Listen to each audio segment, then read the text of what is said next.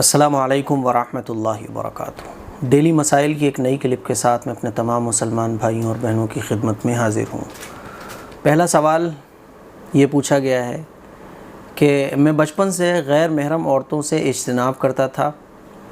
ہمارے پڑوس میں ایک باپردہ اور شریعت کی پابند لڑکی ہے جو آج کل کے دور میں انتہائی مشکل ہے۔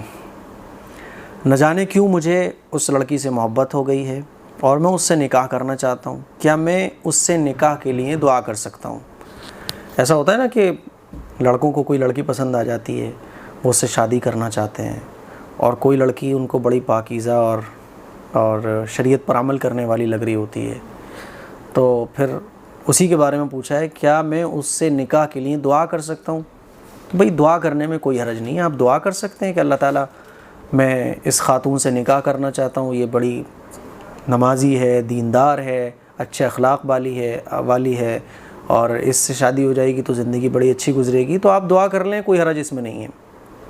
لیکن اس سے کسی طرح کا تعلق رکھنا یہ ناجائز ہے اور حرام ہے۔ اگر آپ کو اس سے کوئی تعلق نہیں ہے، صرف دعا کر رہے ہیں آپ، تو دعا تو کر سکتے ہیں، ٹھیک ہے۔ اور رشتے کے سلسلے میں، شادی کے سلسلے میں خود سے کوئی فیصلہ نہیں کرنا چاہیے، بلکہ اپنے والدین سے مشورہ کرنا چاہیے، اپنے والدین کو ساری بات بتانا چاہیے، اپنے والدین کو سمجھانا چاہیے۔ اس سے کیا ہوتا ہے کہ والدین سے مشورہ کرنے میں خیر ہوتی ہے، برکت ہوتی ہے۔ اس سے کیا ہوتا ہے کہ نکاح میں خیر و برکت داخل ہو جاتی ہے، اور خیر و برکت ماں باپ کی دعائیں یہ بہت بڑی چیز ہے۔ اسی لیے آپ خود سے کوئی فیصلہ نہ کریں۔ رہی بات دعا کی، تو دعا مانگ سکتے ہیں آپ، کوئی حرج والی بات نہیں ہے اس میں۔ دوسرا سوال یہ ہے کیا ہاتھی کا گوشت حلال ہے؟ اگر نہیں ہے تو اس کی کیا وجہ ہے؟ بھئی ہاتھی کا گوشت حلال نہیں ہے، ہاتھی کا گوشت حرام ہے، حلال نہیں ہے، کیونکہ یہ ایسا جانور ہے جو چیر پھاڑ کر کھاتا ہے، تو اس کا گوشت حلال نہیں ہے، ٹھیک ہے۔ تیسرا سوال یہ پوچھا گیا ہے کہ حرام اور حلال چیز کی پہچان کیسے ہو؟ آج کل کسی بھی کمپنی کے سامان کو حرام اور نجس کہنا عام ہو گیا ہے، اسی لیے کسی پر اور کسی سامان پر بھروسہ کرنا مشکل ہو گیا ہے۔ سوال یہ ہے کہ میں کیسے تحقیق کر سکتا ہوں کہ یہ چیز حلال ہے یا حرام ہے؟ کیونکہ آج کل بہت ساری چیزوں کے بارے میں یہ چلتا ہے نا کہ یہ حرام ہے، یہ حرام ہے، یہ حرام ہے، یہ کمپنی حرام ہے، تو کیسے پتہ کریں؟ بڑا مشکل ہو گیا ہے، کیونکہ کہیں نہ کہیں سے خبر لگ جاتی ہے، ہم کھا رہے ہوتے ہیں، پتہ چلتا ہے کہ یہ تو حرام ہے۔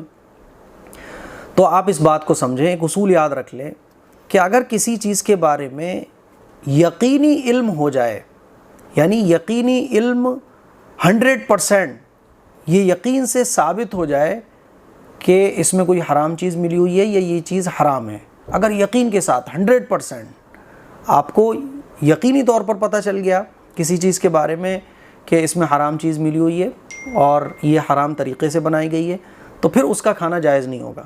لیکن کسی چیز کے بارے میں بس سن رہے ہیں، باتیں چل رہی ہیں، بس چلی چلائی باتیں ہیں، کہیں سے میسج آ گیا، کہیں سے پوسٹ آ گیا، کسی نے کال کر کے ویسی گفتگو چل رہی تھی اس نے کہہ دیا، تو محض سنی سنائی باتوں سے اور چلی چلائی باتوں سے کوئی بھی چیز حرام نہیں ہوگی، جب تک کہ یقین کے ساتھ، ثبوت کے ساتھ، یقین کے ساتھ پکے طور پر آپ کو یہ نہ پتہ چل جائے کہ اس میں کوئی حرام چیز ملی ہوئی ہے، تب تک وہ چیز حرام نہیں ہوگی۔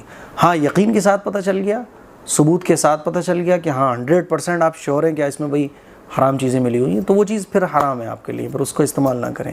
لیکن جب تک یقین نہ ہو، صرف شک، وہم، چلی چلائی بات، تب تک کوئی بھی چیز حرام نہیں ہوگی، کھانے پینے کی ہوں، استعمال کرنے کی ہوں، ٹھیک ہے، جائز ہوں گی، جب تک کہ آپ کو یقینی علم نہ حاصل ہو جائے۔